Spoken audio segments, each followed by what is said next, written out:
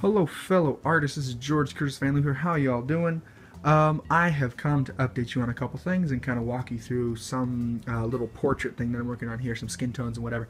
But a couple days ago, the other day, I was talking about this painting here of the portrait, and as you can see, it's not turning out very good, and I'm just going to let you know that I'm not going to be working on it anymore, and I do not endorse giving up on paintings very much. It's just that I have not practiced a lot with my oil. I have painted watercolor for like 9 years, and oil I have just done a whole lot less of it. It's harder to start, harder to put away, it costs more. Everything about it is just harder to do on a whim.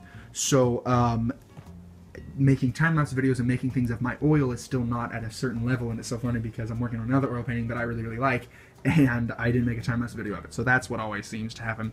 But I was starting a time-lapse video of that one, gonna make a bigger deal out of it, and I don't like it anymore. So you're not gonna see any more about that painting.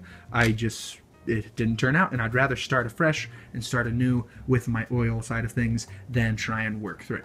So the other thing that I'm bringing to you today is to just walk you through a little bit of watercolor portrait painting.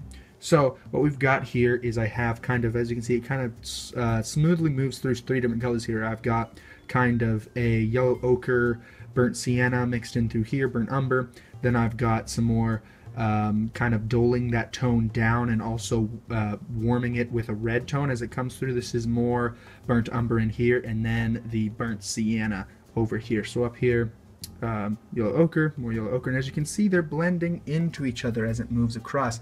And this, I think, is very important when you're working on portraits, because sometimes you need just a little bit of this, a little bit of that, and as you move these colors through, you will see that they mix up rather nicely, and you can move over, get a little duller, and move over and get a little brighter just from a little movement. So over here, burnt sienna, burnt umber, and kind of this yellow ochre color with also the vermilion right here, this orange, because this really brightens it up, and as you can see, there's a good amount of vermilion in this middle color as well. So I'm just going to remix these up a bit because they were pretty much spent.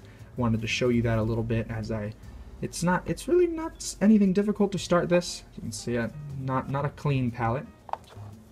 Got some green going in there. Okay, so moving seamlessly through the colors, I also, in that top color, was more yellow rather than the orange. There it is. So, okay, so I've got these colors slowly moving in, and as you can see, as you start this portrait here, the colors are duller and lighter because watercolor's light to dark. So I've got more of a second layer here started on Link over here, and as you can see, it's still kind of the first layer. So I'll show you basically what I did to Link, I'll be doing to Rhett right here. So I'm going to be moving into some of this more burnt sienna color and see how I can kind of move in between, get a little more burnt sienna, get a little more burnt umber. I can move in between these colors. So on him, he's got kind of a shadow on his neck there, so I'm going to start that, and he just kind of defines it a little bit right here underneath his chin and his beard. And so now I'm going to be leaving more hard edges. As I started that first layer, everything was kind of soft, and I just kind of let the colors move around, get a little bit of highlights, get a little bit of shadows. So allowing these colors to move about is a good idea. Okay, so again, you get these colors set up, you move across, you let the colors mix into each other, giving you the option of moving back and forth. On his arm, he has a little more of either a light dot on him or something. His arm is a little more of the yellow tinge, so you could see that I went in there with a little more of the yellow, a little bit of the brighter color. I'm gonna lay that in through there. Come back over here, even a little more of that yellow ochre there.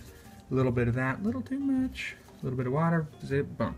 Okay, so I just always move over a little bit, leave that darker saturated color there. You're gonna need it later. So don't always just get rid of a color because it was too dark. Go ahead and just move next to it like this. Take some water and move some over. You'll see that it kind of creates these kind of different piles that you can pull from and use. So anyway, that's good little tips and guides to doing some portrait work here, and I am in the middle of creating a time-lapse video for these guys, so you'll be able to see this as it goes through its little story there, and I'll see you guys next time.